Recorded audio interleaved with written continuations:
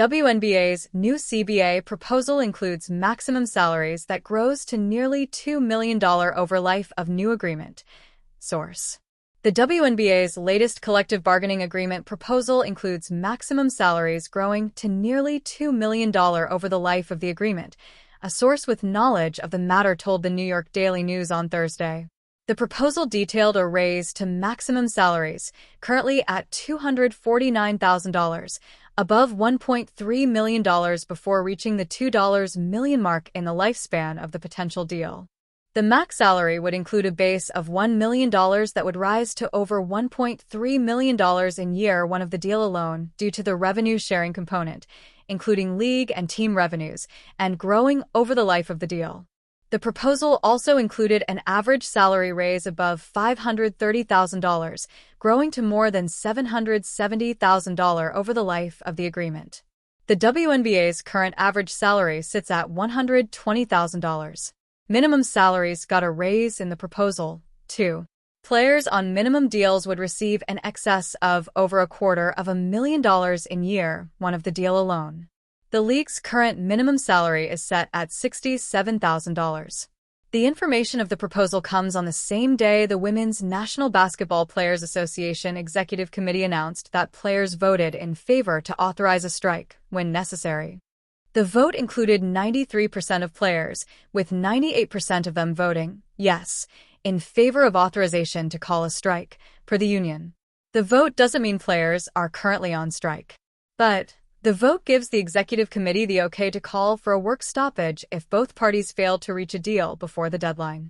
The extended deadline to reach a deal is January 9th.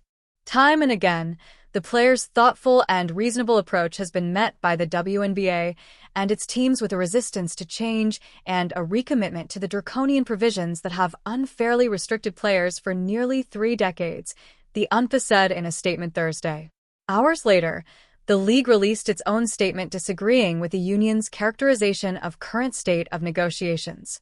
"We are aware that the players have voted to authorize the UNBA Executive Committee to call a strike if the Executive Committee decides to take that step in the future," the league said Thursday in a statement.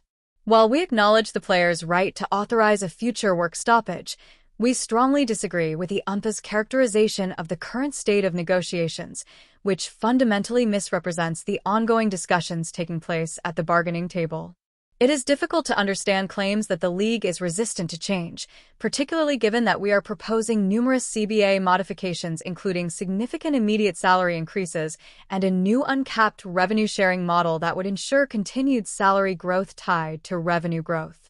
The league remains steadfast in its commitment to reaching an agreement as soon as possible and delivering a 30th season for the players, fans, teams, and partners. We have negotiated in good faith and with urgency, and remain focused on finalizing a new collective bargaining agreement that not only meaningfully enhances player pay, benefits, and experience, but also does so in a way that ensures the long-term growth of the game and the league's capacity to serve the next generation of WNBA players." Players and the league remain apart on several topics during CBA negotiations, including in-season housing and benefits to current and former WNBA players, according to The Athletic. Under the current CBA, players are either provided team housing or receive stipends to help cover costs. The amount of the stipends depends on the market. Similarly to other topics discussed in CBA negotiations, cutting team housing drew criticism from players, like Indiana Fever forward Brianna Turner. "The math certainly isn't matching. Housing should be a priority, not just to maintain the best on-court product, but also in terms of player safety," she said weeks ago. Playing on a minimum and unguaranteed contract, while trying to source housing sounds like a reality no W player should face. A WNBA work stoppage would be the first of its kind in the league's history. In its almost 30-year existence, the WNBA has never missed games due to a strike or a lockout.